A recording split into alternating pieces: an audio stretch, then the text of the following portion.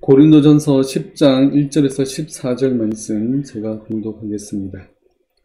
형제들아, 나는 너희가 알지 못하기를 원하지 아니하노니 우리 조상들이 다 구름 아래에 있고 바다 가운데로 지나며 모세에게 속하여 다 구름과 바다에서 세례를 받고 다 같은 신령한 음식을 먹으며 다 같은 신령한 음료를 마셨으니 이는 그들을 따르는 신령한 반석으로부터 마셨으니 그 반석은 곧 그리스도시라. 그러나 그들의 다수를 하나님이 기뻐하지 아니하셨으므로 그들이 광야에서 멸망을 받았느니라. 이런 일은 우리의 본보기가 되어 우리로 하여금 그들이 악을 즐겨한 것 같이 즐겨하는 자가 되지 않게 하려 함이니, 그들 가운데 어떤 사람들과 같이 너희는 우상 숭배하는 자가 되지 말라. 기록된 바 백성이 앉아서 먹고 마시며 일어나서 뛰논다 함과 같으니라. 그들 중에 어떤 사람들이 음행하다가 하루에 23,000명이 죽었나니 우리는 그들과 같이 음행하지 말자. 그들 가운데 어떤 사람들이 주를 시험하다가 뱀에게 멸망하였나니 우리는 그들과 같이 시험하지 말자. 그들 가운데 어떤 사람들이 원망하다가 멸망시키는 자에게 멸망하였나니 너희는 그들과 같이 원망하지 말라. 그들에게 일어난 이런 일은 본보기가 되고 또한 말세를 만난 우리를 깨우치기 위하여 기록되었느니라. 그런즉 선줄로 생각하는 자는 넘어질까 조심하라.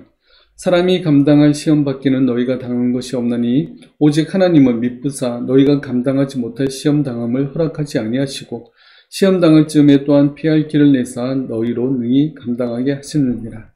그런즉 내 사랑하는 자들아, 우상 숭배하는 일을 피하라. 아멘. 오늘은 피할 길을 내시는 하나님이란 제목으로 우리 함께 말씀을 살펴보겠습니다. 바울은 고린도전서 8장으로부터 시작해서 10장까지 이 우상의 제물에 대한 문제를 다루고 있습니다. 우상의 문제를 이렇게 길게 다루는 데는 이 문제가 그만큼 심각하기 때문에 그렇습니다. 구약의 이스라엘을 멸망의 길로 끌고 갔던 것 역시 바로 이 우상의 문제였습니다. 오늘 본문은 구약의 이스라엘을 살펴보면서 오늘날 우리가 이 우상의 문제를 어떻게 해야 하는지를 고민하고 있습니다. 오늘 본문 1절에서 4절 말씀을 보겠습니다. 형제들아, 나는 너희가 알지 못하기를 원하지 아니하노니 우리 조상들이 다 구름 아래에 있고 바다 가운데로 지나며 모세에게 속하여 다 구름과 바다에서 세례를 받고 다 같은 음식을 먹으며 다 같은 신령한 음식을 먹으며 다 같은 신령한 음료를 마셨으니 이는 그들을 따르는 신령한 반석으로부터 마셨으니 그 반석은 곧 그리스도시라. 아멘. 이스라엘 백성들이 출애굽을 하며 홍해를 건넜습니다. 홍해를 건넌 사건을 세례를 받았다고 표현하고 있습니다. 그리고 신령한 음식은 만나이며 신령한 음료는 바위에서 나는 물입니다. 그 반석을 그리스도라고 말하고 있습니다. 그러니까 이들은 그리스도 안에서 다 성찬을 행한 하나님의 백성임을 이야기해주고 있습니다. 출애굽 백성들이 다 하나님의 성례에 참여한 하나님의 확실한 백성임을 지금 말해주고 있는 것입니다. 고린도 교회 교인들은 구약의 기준으로는 사실 이방인들이었습니다. 그러나 예수 그리스도로 말미암아 구약의 이스라엘과 같은 하나님의 백성들이 되었습니다. 예수 그리스도 안에서 같은 믿음의 백성이 되었습니다. 이것은 오늘을 사는 우리들도 마찬가지입니다. 로마서 6장 말씀을 보겠습니다. 무릇 그리스도와 예수와 합하여 세례를 받은 우리는 그의 죽으심과 합하여 세례를 받은 줄을 알지 못하느냐. 그러므로 우리가 그의 죽으심과 합하여 세례를 받음으로 그와 함께 장사되었나니 이는 아버지의 영광으로 말미암아 그리스도를 죽은 자 가운데서 살리신과 같이 우리로 또한 새 생명 가운데서 행하게 하려 합니다. 만일 우리가 그의 죽으심과 같은 모양으로 연합한 자가 되었으면 또한 그의 부활과 같은 모양으로 연합한 자도 되리라. 아멘. 우리는 예수 그리스도와 연합한 자가 되었습니다. 그래서 예수 그리스도와 함께 세례도 받았고 앞으로 부활도 할 것입니다. 온전한 믿음의 백성이 다 되었습니다. 완전한 하나님의 자녀가 되었습니다. 하나님을 아버지라고 부를 수 있는 존재들이 된 것입니다. 이 사실만으로도 우리는 이 세상을 다 가진 것 같은 그런 존재가 되었습니다. 그런데 문제는 그 다음부터입니다. 5절 말씀을 보겠습니다. 그러나 그들의 다수를 하나님이 기뻐하지 아니하셨으므로 그들이 광야에서 멸망을 받았느니라. 그러나 그들의 다수를 하나님이 기뻐하지 않으셨다고 말씀합니다. 그래서 하나님이 기뻐하지 않은 백성들이 광야에서 멸망을 받았다고 지금 말씀하고 있습니다. 출애굽 백성들 중에 일부가 하나님을 믿지 않아서 하나님은 그들을 분별해내는 그런 사건들이 아니었습니다. 1절에서 4절까지 좀 전에 읽은 말씀에 보면 이스라엘 백성들에게 반복되는 단어가 있습니다. 그것은 바로 다라는 단어입니다. 다 구름 아래 있고 다 구름과 바다에서 또 다 같은 신령한 음식을 먹으며 다 같은 신령한 음료를 마셨으니 라고 하면서 이 다라는 단어를 사용하고 있습니다. 이것은 이스라엘이 출애굽한 이스라엘 전체를 말합니다. 그런데 5절에는 그들의 다수라고 표현합니다. 1절에서 4절에서는 모두 다 세례를 받았고 성전에 참여한 하나님의 백성임을 분명히 하기 위해서 이 다라는 표현을 반복해서 말하고 있습니다. 그런데 13절 말씀은 우리가 참 잘 아는 말씀인데, 우리가 다 하나님의 백성들인데 그렇다면 하나님께서는 우리가 감당할 시험만 당하게 하시고 감당하지 못할 시험에는 피할 길을 내셔서 능히 감당하신다고 하셨는데, 그렇다면 다 하나님의 백성들이었는데 그들 중에 다수는 왜 멸망받는 자들이 되었을까 하는 그런 의문점이 들 수 있습니다. 멸망받은 백성들도 분명 하나님의 백성들이었습니다. 그래서 오늘 본문은 하나님의 백성들도 멸망받을 수 있음을 경고하고 있습니다. 그래서 이런 경고가 오늘을 사는 우리에게 본보기로 말씀하기 위해서 오늘 본문을 보여주고 있는 것입니다. 우리가 여기서 한 가지 오해하지 말 것은 5절에서 말하는 멸망이 구원에서 탈락되는 그러한 멸망은 아니라는 것을 우리는 분명히 인식해야 됩니다. 우리는 예수님을 나의 구주로 믿습니다. 예수님께서 십자가 위에서 나의 모든 죄를 대신 짊어지시고 죽으셨다가 3일 만에 다시 살아나셨음을 믿습니다. 그렇다면 예수 그리스도를 믿는 자마다 멸망치 않고 구원해 주신다는 사실을 또한 우리는 믿습니다. 우리의 구원은 전적으로 예수 그리스도의 피값으로 말미암아 되어졌습니다. 내 안에 있는 그 어떤 사람이나 의로움도 우리의 구원과는, 우리가 처음 받는 구원과는 전혀 관계가 없습니다. 전적으로 하나님의 선물입니다. 그러나 그 반대도 마찬가지입니다. 내가 예수 그리스도를 나의 구주로 고백하는 신자가 되었지만 또 죄를 저지르고 실수하기도 합니다. 하나님과 멀어지기도 합니다. 그러면 우리는 그 구원에서 멀어지고 떨어지는 것일까요? 한 번 받은 구원이 취소되는 것일까요? 절대 그렇지 않습니다. 왜냐하면 자꾸 그렇게 생각하시는 분들이 많이 계시기 때문에 그렇습니다. 내가 또 죄를 짓고 또 실수를 하고 또 잘못 살아서 나는 이제 구원받지 못할 거야 라고 생각하는 성도님들이 계시기 때문에 그렇습니다. 그것은 전부 사단이 주는 잘못된 생각입니다. 우리가 구원을 확신할 수 있는 것은 구원은 전적으로 하나님의 주권으로 되어지는 일이기 때문에 그렇습니다. 칼빈주의 5대 교리 중에 마지막 교리가 성도의 견인이라는 교리입니다. 하나님께서는 우리를 견인해서 결국에는 천국까지 인도하시는 하나님의 능력을 이 성도의 견인이라는 단어로 표현합니다. 자동차가 사고 나면 제일 먼저 견인차가 달려옵니다. 사고 난 차는 고장나서 스스로 달릴 수가 없습니다. 견인차가 사고 난 차를 끌고 가기 때문에 사고 난 차는 견인차를 벗어나서 내가 가고 싶은 대로 갈 거야 할 수가 없습니다. 견인차에 걸려서 그냥 굴러갈 뿐입니다. 그것은 바로 불가항력입니다. 우리가 예수님을 믿지만 또 실수하고 잘못할 수도 있습니다. 그렇지만 그것이 구원에서 탈락되거나 취소된다는 말은 아닙니다. 로마서 8장 30절에는 이렇게 말씀합니다. 또 미리 정하신 그들을 또한 부르시고 부르신 그들을 또한 의롭다 하시고 의롭다 하신 그들을 또한 영화롭게 하셨느니라. 미리 정하신 것은 창세전에 우리를 아무 조건 없이 선택해 주신 하나님의 주권적인 일입니다.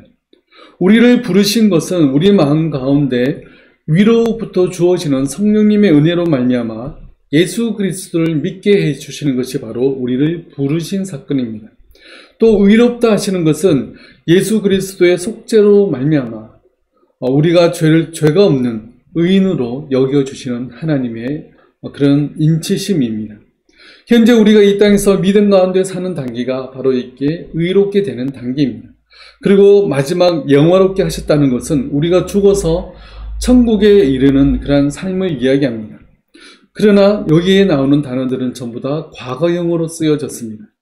우리를 미리 정하신 그 시점에서부터 우리가 이미 영화가 된 것과 같은 표현을 사용하고 있는 것입니다. 그러므로 내가 구원을 얻기 위한 나의 노력은 절대적으로 필요가 없습니다. 내 실수와 잘못이 구원에서 탈락되는 원인이 될 수도 없습니다.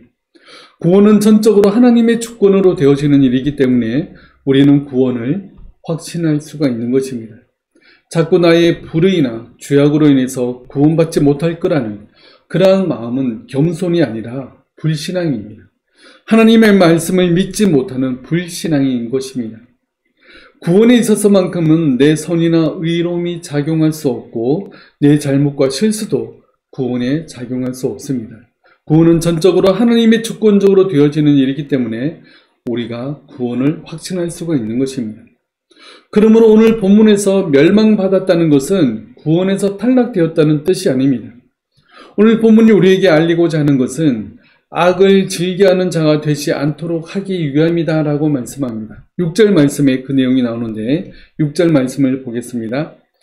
이러한 일은 우리의 본보기가 되어 우리로 하여금 그들이 악을 즐겨한 것 같이 즐겨하는 자가 되지 않게 하려 함이니, 우리는 하나님의 백성이고 하나님을 나의 아버지라고 고백하는 사람들입니다. 그런 하나님의 자녀들이 하나님이 미워하시고 싫어하시는 일들을 해서는 안 될 것입니다. 그러나 우리는 그렇지 못할 때가 많습니다. 그래서 오늘 본문은 오늘 사는 우리들에게 본보기로 보여주시기 위해서 쓰여졌습니다. 그래서 6절에서는 우리의 본보기가 되어라고 표현하고 있습니다. 오늘 본문에서 나오는 주요 내용은 이스라엘 백성들이 출애굽 이후부터 가나안 땅에 들어가기 직전까지의 또 여러 가지 사건들을 보여주고 있습니다. 이 사건들은 모두 우리에게 본보기를 보여주기 위함입니다. 그러면서 그들이 악을 즐겨한 것 같이 즐겨하는 자가 되지 않게 하려 한다고 말씀합니다. 11절에서도 같은 말씀을 반복합니다. 11절 말씀을 보겠습니다.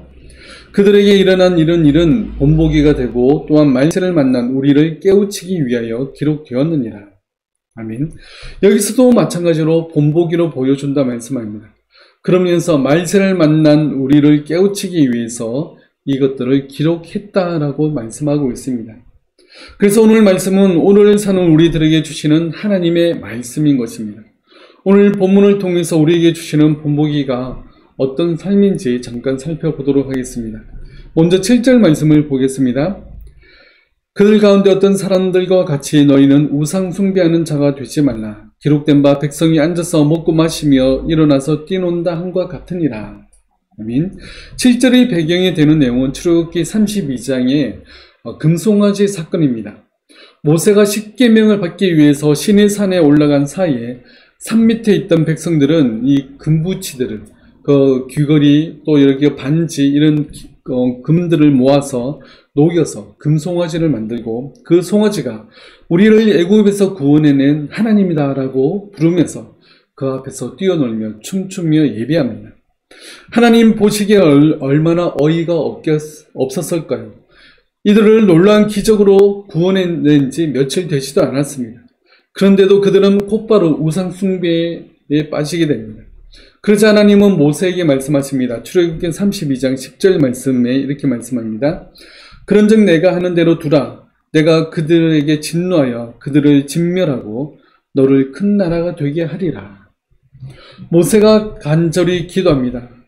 그 모세의 기도로 하나님께서는 뜻을 돌이키시고 그들을 진멸하지 않으십니다. 그 대신에 하나님의 반대편에 있던 사람들 3,000명가량을 죽이십니다. 또 그리고 그 다음 사건은 음행 사건입니다. 8절 말씀을 보겠습니다. 그들 중에 어떤 사람들이 음행하다가 하루에 23,000명이 죽었나니 우리는 그들과 같이 음행하지 말자. 민수기 25장에 나오는 바알보올 사건입니다. 이스라엘 백성이 모압 신 바알보올에게 속하는 의미에서 모압 여자들과 음행을 하는 사건입니다. 여기서 모압 여자들은 바알 신전에서 수종드는 그런 여자들이었습니다. 그래서 이들과 음행한다는 것은 바알에게 자신을 드리는 것과 같습니다. 그러자 하나님의 진노가 연병으로 나타납니다. 그때 아론의 손자 비느하스가 이스라엘 남자와 모압 여자가 음행하는 그 집에 들어가서 그 둘을 창으로 꿰뚫는 사건이 나타납니다. 그러자 하나님의 연병이 그치게 됩니다. 이 일로 말미암아 죽은 사람이 23,000명이나 되었습니다. 그리고 그 다음 사건은 노뱀 사건입니다. 9절 말씀을 보겠습니다. 그들 가운데 어떤 사람들이 주를 시험하다가 뱀에게 멸망하였나니 우리는 그들과 같이 시험하지 말자. 이 사건은 민수기 21장의 사건입니다. 이스라엘 백성들이 그 험한 길로 말미암아서 하나님과 모세를 원망합니다. 그러자 하나님은 그 사막에 불뱀을 보내십니다. 그래서 이스라엘 모든 사람들이 이 불뱀에 물리게 하십니다. 그러자 모세는 하나님께 기도합니다. 하나님은 모세에게 노뱀을 만들어서 장대 위에 높이 매달아서 그 불뱀에 물린 사람들이 노뱀을 쳐다보면 살 것이라고 말씀해 주십니다. 모세는 하나님의 명령대로 그 말씀을 듣고 하나님을 신뢰하며 노뱀을 쳐다본 사람들은 불뱀의 도구로 말미암아서 살았습니다. 그러나 그 말을 믿지 못하고 노뱀을 쳐다보지 않은 사람들은 모두 다 죽게 됩니다. 이 사건으로 죽은 사람이 정확하게 몇 명이라 나오지 않지만 죽은 사람이 많았다라고 표현합니다. 그리고 그 다음은 원망의 사건입니다. 10절 말씀을 보겠습니다. 그들 가운데 어떤 사람들이 원망하다가 멸망시키는 자에게 멸망하였나니 너희는 그들과 같이 원망하지 말라. 이것은 민수기 16장 사건을 배경으로 합니다. 고라와 다단과 아비람과 온과 또 이들을 따르는 250명이 당을 짓습니다. 그리고 모세와 아론을 대항하여서 일어났습니다. 민수기 16장 13절에 이렇게 그들이 항거하는 내용이 이런 내용입니다. 네가 우리를 적과 꿀이 흐르는 땅에서 이끌어내어 광야에서 죽이려 함이 어찌 작은 일이기에 오히려 스스로 우리 위에 왕이 되려 하려느냐. 그러자 하나님이 그들을 심판하시는데 땅이 갈라져서 고라에 속한 모든 사람은 산채로 땅에 빠지게 하십니다. 그리고 그들을 따랐던 250명이 분향을 하고 있었는데 그 분향에서 불이 나와서 그 250명을 다 불살라 죽이십니다. 그리고 이 일로 하나님께서 또 연병을 보내십니다. 그 연병으로 말미암아 죽은 사람이 14,700명이나 되었습니다. 바울이 출애굽한 이스라엘 백성들을 통해서 우리에게 주는 본보기 사건들을 이렇게 짧게 소개하고 있습니다. 각 사건들마다 여러 사람들이 죽임을 당했습니다. 각 사건들마다 하나님은 이스라엘 전체를 진멸하지 않으시고 그 본보기로 그들 중 다수를 죽이십니다. 그러면 어떤 효과가 나타나는가 하면 저렇게 행하면 안 되겠구나라는 것을 알게 되고 그러한 잘못된 길을 피할 수 있게 되는 겁니다. 각 시험들은 공통적인 특징들이 있습니다. 크게 두 가지 특징이 있는데 첫째는 그들을 멸망시킨 사건이 아니라 이스라엘을 정결케 하는 사건이었다는 겁니다. 하나님께 반역하며 우상 숭배하며 음행한 그들을 정결하게 하시기 위해서 그들 중 다수를 징계하시는 하나님의 징계였던 것입니다. 만일 이들의 죄악을 가만히 놔둔다면 공동체 전체가 심각한 죄악에 빠지게 될 것입니다. 그래서 그들 중 다수를 징계하심으로 나머지 이스라엘 백성들을 정결케 하시는 그러한 사건들이었습니다. 하나님이 우리에게 주시는 시험이 바로 우리를 더욱 정결케 하시기 위함이라는 사실을 우리는 기억해야 됩니다. 시험 받는다고 불만과 불평이 있는 분들도 있을 것입니다. 내가 당하는 시험을 가만히 살펴보시기 바랍니다. 그것은 우리 안에 있는 죄악을 도려내시는 하나님의 칼일 경우가 많습니다. 그리고 이 모든 공통된 특징 두 번째는 모든 일을 행하시는 주체가 사람이 아니라 바로 하나님이시라는 겁니다. 하나님께서 방법을 알려주시고 직접 벌을 하시면서도 하나님이 이 모든 일들을 해결해 주시는 모습을 우리는 볼 수 있습니다. 모세가 하나님께 간절히 기도하지만 근본적인 일의 해결은 하나님께 하신다는 겁니다.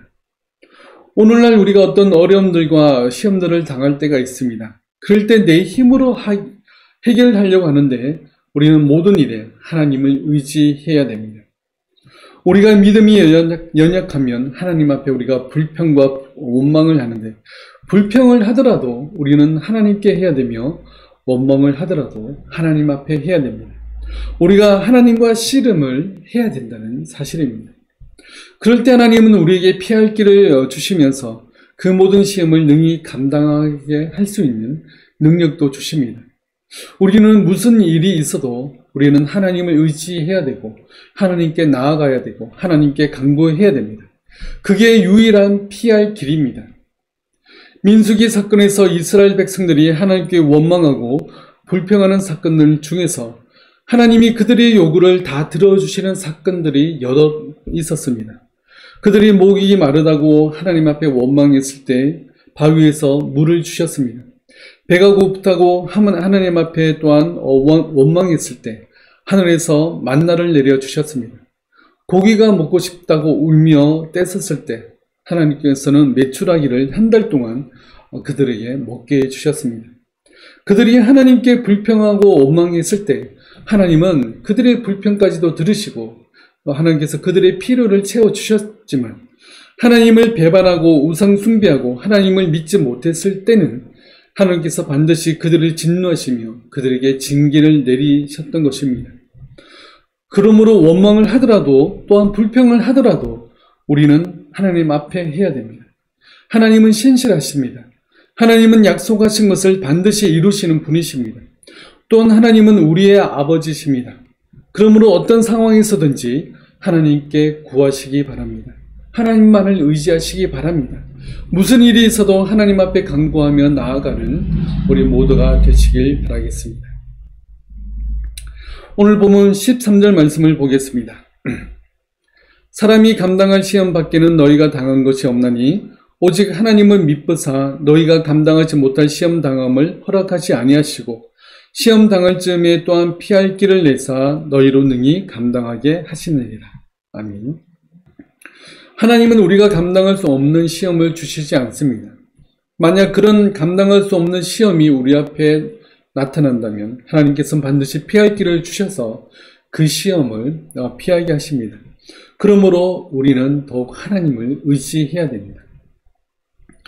저는 이 13절 말씀에서 가장 중요한 단어가 바로 하나님은 미쁘사라는 단어라고 생각합니다. 미쁘다는 말은 신실하다는 말입니다. 우리가 하나님을 의지하고 믿을 수 있는 것은 하나님은 변함없으신 신실한 분이시기 때문에 그렇습니다. 만일 하나님이 신실하지 않으시고 변덕이 많으신 분이시라면 어떻게 되겠습니까? 우린 모두 멸망하고 말았을 것입니다. 신실하신 하나님이시기에 우리는 온전히 하나님을 의지할 수 있습니다. 이러한 신실하신 하나님, 시험을 통해서 나를 더욱 정결하게 하시고 오히려 더 하나님을 의지하도록 하시는 하나님만을 신뢰하며 바라보는 저와 여러분들 되시길 바랍니다. 그런데 방금 본 이 13절에는 반전이 있습니다. 그는 하나님께서는 신실하셔서 우리가 감당할 수 없는 시험은 피할 길을 내셔서 우리에게 다가오는 모든 시험들에 능히 감당하게 하신다고 말씀합니다. 그러면 하나님을 신실하게 믿는 그의 백성들은 모든 시험을 능히 감당하고 이겨내야 됩니다. 실패할 일이 없고 넘어지지도 않아야 됩니다. 그런데도 구약의 이스라엘과 또한 오늘을 사는 하나님을 믿는 자들이 왜 실패하고 또한 넘어지고 또한 멸망을 당하는 것일까요? 그 13절을 정확하게 보려면 전체 문단 안에서 봐야 되는데 오늘 전체 주제는 바로 14절입니다. 14절 말씀을 보겠습니다. 그런즉 내 사랑하는 자들아 우상 숭배하는 일을 피하라. 실패하고 넘어지고 멸망할 일이 없어야 하는 하나님의 백성들이 실패하고 넘어지고 멸망하는 것은 그들이 우상 숭배를 했기 때문입니다.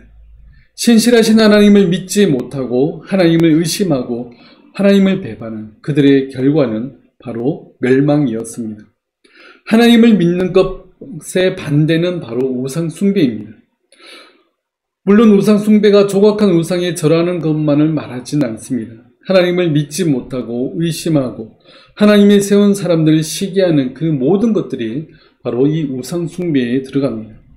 하나님의 백성들이 실패하지 않고 넘어지지 않을 수 있는 유일한 길은 하나님을 신실하게 믿고 의지하는 이 길밖에 없다는 것을 지금 13절에서 말씀해 주고 있는 것입니다. 내 상황이 막다른 길인 것 같고 한 치 앞도 보이지 않는 것 같아도 오직 하나님만을 신뢰하시기 바랍니다. 어려운 상황 속에 하나님께 등을 돌리고 다른 것을 의지하는 모든 것은 바로 우상 숭배입니다. 그러는 순간 우리는 실패하고 넘어질 수밖에 없습니다. 모세와 그리고 아브라함과 다윗의 하나님이 지금 우리의 하나님이십니다. 지금도 우리와 함께 하시면서 우리가 감당할 수 없는 시험에는 피할 길을 내셔서 능히 감당하게 하시는 그 신실하신 하나님만을 의지하시기 바랍니다. 하나님과 함께 동행하며 의지하며 믿고 신뢰함으로 말미암아 믿음으로 승리하는 우리 모두가 되시길 바라겠습니다. 기도하겠습니다. 이스라엘 백성들이 원망하고 또 하나님 앞에 불평하였을 때조차 하나님은 그들의 필요를 채우시며 그들의 기도를 들어주셨습니다. 그러나 이스라엘 백성들이 하나님께 등을 돌리고 하나님을 배반하고 하나님을 믿지 아니하였을 때는 그들은 멸망을 당하며 실패하고 넘어질 수밖에 없었습니다. 오늘 사는 우리들도 역시 어떤 시험과 환난과 어려운 가운데서도 오직 하나님만 바라보고 하나님만 의지하며 하나님께 간구하는 저희들 되시도록 도와주옵소서. 우리가 감당할 수 없는 시험에는 피할 길을 내시는 그 하나님만을 신뢰하며 나아갈 때 우리가 믿음으로 승리할 수 있음을 고백합니다. 우리에게 더욱더 하나님을 믿고 의지할 수 있는 힘과 용기를 더하여 주시옵소서. 지금은 십자가 위에서 우리 모든 죄를 사하신 주 예수 그리스도의 은혜와 우리를 사랑하시되 끝까지 사랑하시는 하나님의 사랑하심과 성령님의 함께하심이 오직 하나님만 신뢰하고 믿고 나아가기를 소망하는 우리 모든 성도들 머리 위에 지금부터 영원토록 함께하실지어다.